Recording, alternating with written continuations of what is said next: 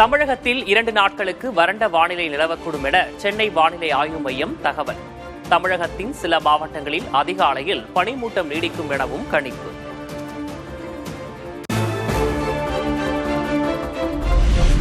சென்னையில் ஆபரண தங்கத்தின் விலை ஒரே நாளில் சவரனுக்கு 7,600 ரூபாய் குறைந்தது. ஒரு சவரன் தங்கம் 1,26,800 ரூபாய்க்கு விற்பனை.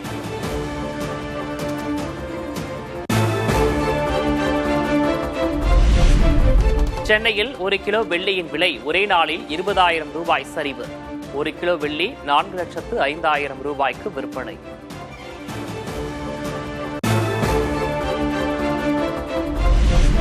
வாரிசு அரசியல் என்ற விமர்சனம் இத்துப்போன குற்றச்சாட்டு.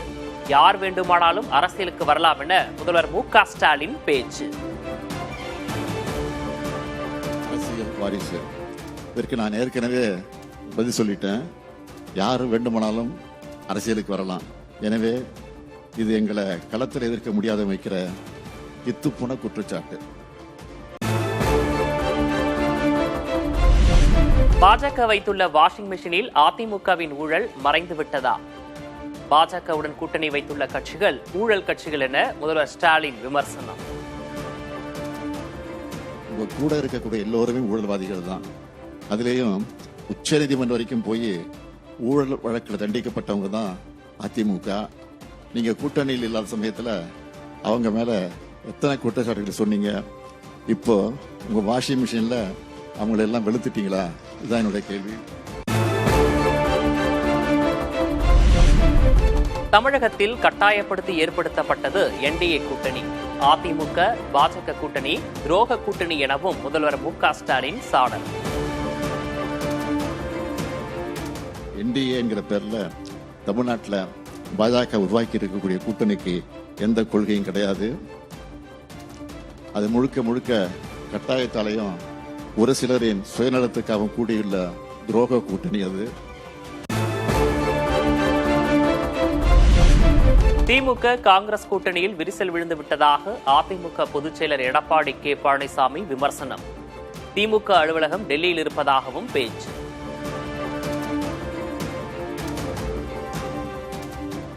திமுகவில் இழுபறியா இருந்து கொண்டிருக்கின்றது.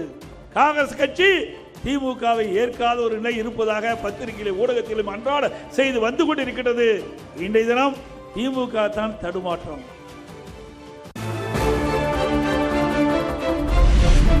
வரும் சட்டமன்ற தேர்தலில் 210 தொகுதிகளில் வெற்றி பெற்று அதிமுக தனி பெரும்பான்மையுடன் ஆட்சி அமைக்கும். அதிமுக பொதுச் செயலர் எடப்பாடி கே. பழனிசாமி உறுதி. 2026 இந்த ஆண்டு நடைபெற்ற சட்டமன்ற பொதுத் தேர்தலில் நம்முடைய கூட்டணி 210 இடங்களிலே வெல்லும். அதிமுக தனி பெரும்பான்மையோடு ஆட்சி அமைக்கும்.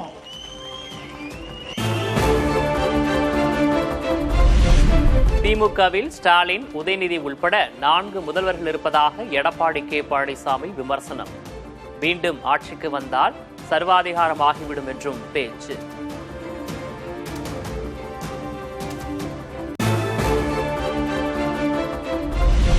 திமுக வசம் உள்ள மதுரை வடக்கு தொகுதியை இந்த முறை காங்கிரஸ் கட்சிக்கு கேட்போம் என மாணிக்கம் தாகூர் எம்பி மீண்டும் உறுதி. கட்சியின் தலைவர் மல்லிகார்ஜுன் கார்கேவிடம் பேசியுள்ளதாகவும் பதில். காங்கிரஸ் கட்சியை பொறுத்தமட்டில் வடக்கு தொகுதியை கேட்டு பெற வேண்டும் என்பதற்காக நான் அகில இந்திய காங்கிரஸ் கமிட்டி தலைவர் கார்கே அவர்களிடம் சந்தித்து பேசினேன். 13ஆம் தேதிக்கு அப்புறம் BLA கூட்டம் அங்கே போட போகிறோமா, போட்டு காங்கிரஸ் கட்சியுடைய பலத்தை காட்டுவோம்ல. சும்மா விட்டுட்டு போயிடும் நினைக்கிறீங்களா? சும்மா பார்த்துட்டு திரும்பி போகிறதுக்கு ஒன்று காங்கிரஸ்காரன் ஒன்றும் வந்தே மாதரம் ஜெயின்னு சொல்கிற மட்டும் கிடையாது, திருப்பி அடிக்க தெரியும். காங்கிரஸ் கட்சியுடன் மோதல் போக்கு இல்லை என திமுக எம்பி கனிமொழி விளக்கம். திமுக காங்கிரஸ் இடையேயான கூட்டணி தொடர்வதாகவும் பதில்.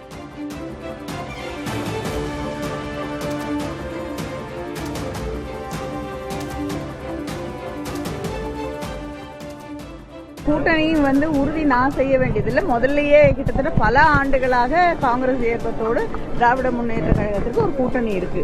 தொடர்ந்து மோதல் போக்கு நிலவரம் எந்த மோதல் போக்கும் எனக்கு தெரிஞ்சு இல்ல. நல்ல சுமூகமான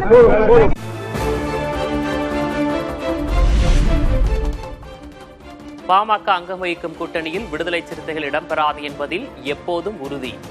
திமுக கூட்டணியில் ராமதாஸ் இணையவிருப்பதாக செய்தி வெளியான நிலையில் திருமாவளவன் திட்டவட்டம். ஒன்று சிறுபான்மையினருக்கு எதிரான வெறுப்பு அரசியல், இன்னொன்று தலித்துகளுக்கு எதிரான வெறுப்பு அரசியல் என்பதை முன்னிறுத்தி சோஷியல் இன்ஜினியரிங் என்கிற பெயரில் செயல்படுவதால் இவர்களோடு நாம் தேர்தல் களத்தை சந்திக்க இயலாது, இவர்கள் இடம்பெறுகிற கூட்டணியிலும் நாம் இடம்பெற முடியாது என்ற ஒரு கொள்கை முடிவை நாங்கள் எடுத்திருக்கிறோம். பாமக நிறுவனர் ராமதாசுடன் கூட்டணி தொடர்பாக பேசவில்லை. திமுகவுடன் பாமக கூட்டணி என செய்தி வெளியானதற்கு வேளாண் துறை அமைச்சர் MRK பன்னீர்செல்வம் பதில்.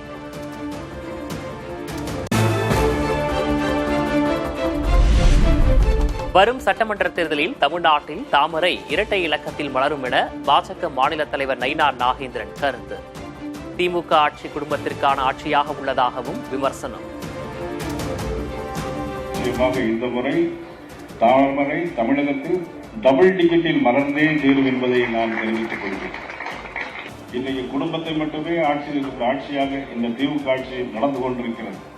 இந்த ஆட்சியை அப்புறப்படுத்த வேண்டியது நமது தலையாய கடமை.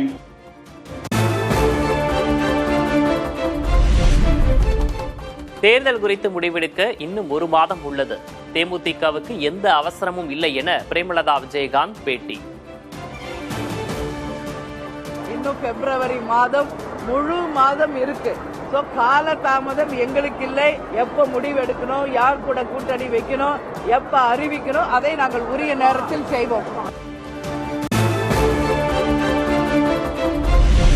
அரசியல் கட்சிகளின் சாலை வளங்களை முறைப்படுத்தும் தமிழக அரசின் வழிகாட்டு நெறிமுறைகளை ரத்து செய்ய கோரிக்கை.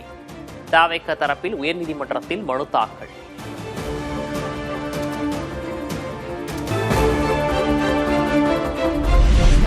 முதல்வர் ஸ்டாலின் தலைமையில் வரும் 5ஆம் தேதி தமிழக அமைச்சரவை கூட்டம். இடைக்கால பட்ஜெட்டில் இடம்பெற வேண்டிய அம்சங்கள் குறித்து ஆலோசனை.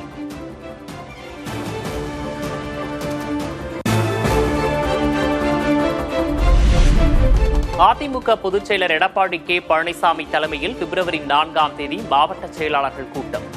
சட்டமன்ற தேர்தல் நெருங்கும் நிலையில் ஆலோசனை.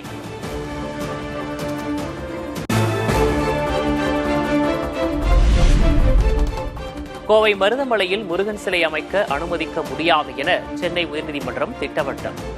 பாதுகாக்கப்பட்ட வனப்பகுதியிலிருந்து 500 மீட்டர் சுற்றளவுக்கு பதிலாக வேறு இடத்தை தேர்வு செய்யவும் அறிவுறுத்தல்.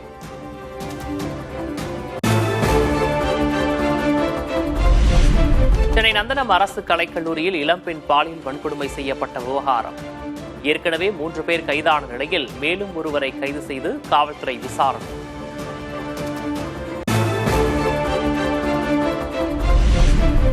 நாட்டில் முதல் முறையாக கேரளாவில் கலை மற்றும் அறிவியல் பட்டப்படிப்பு வரை இலவச கல்வி. 12ஆம் வகுப்பு வரை இருந்த இலவச கல்வி முறையை உயர்த்தி பினராயி விஜயன் அரசு அதிரடி அறிவிப்பு.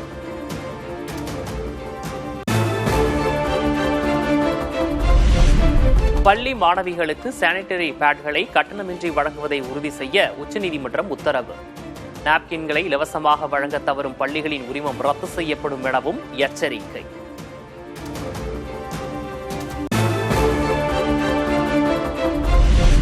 அஜித் பவார் உயிரிழந்த நிலையில் மகாராஷ்டிராவின் துணை முதல்வராக சுனேத்ரா பவார் தேர்வு. ஓரிரு நாட்களில் பதவியேற்பார் என தகவல்.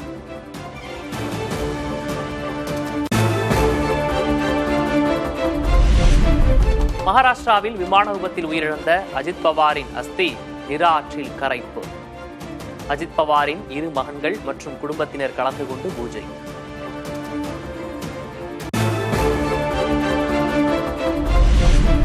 திருப்பதி லட்டு தயாரிப்பில் விலங்கு கொழுப்பு இல்லை என சிபிஐ விசாரணை அறிக்கையில் தகவல்.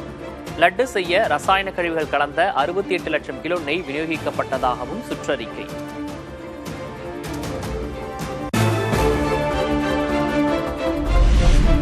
ஜம்மு காஷ்மீரின் சோஜிலா பள்ளத்தாக்கில் தென்பட்ட அரிய வகை ஹிமாலயன் சிவப்பு நரி. பனி சூழ்ந்த பகுதியில் நடமாடிய காட்சிகள் இணையத்தில் வைரல்.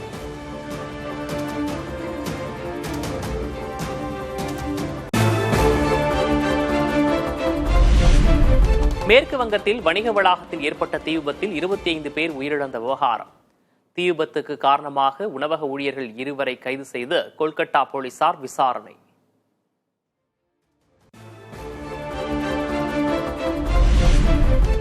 பெங்களூருவில் தொழிலதிபர் CJ ராய் துப்பாக்கியால் சுட்டு தற்கொலை. அமலாக்கத்துறை விசாரணை நடத்திய நிலையில் விபரீத முடிவு.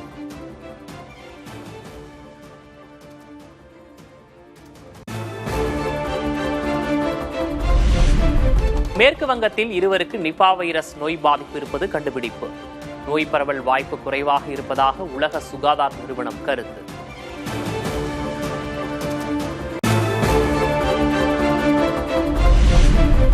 அமெரிக்காவின் எச்சரிக்கையை மீறி சீனாவுடன் வர்த்தக ஒப்பந்தம் கையெழுத்திட்ட பிரிட்டன்.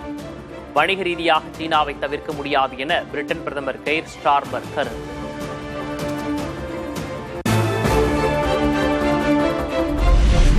எகிப்து அருகே உள்ள ரஃபா எல்லையை ஞாயிறன்று திறப்பதாக இஸ்ரேல் அதிகாரப்பூர்வ அறிவிப்பு. காசாவில் 2ஆம் கட்ட அமைதி ஒப்பந்தம் அமலாகும் நிலையில் அதிரடி திருப்பம்.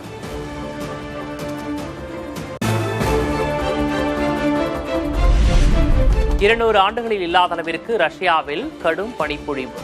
குளிர்நிலை -25 டிகிரி செல்சியஸ் வரை சென்றதால் வீட்டிற்குள் முடங்கிய மக்கள்.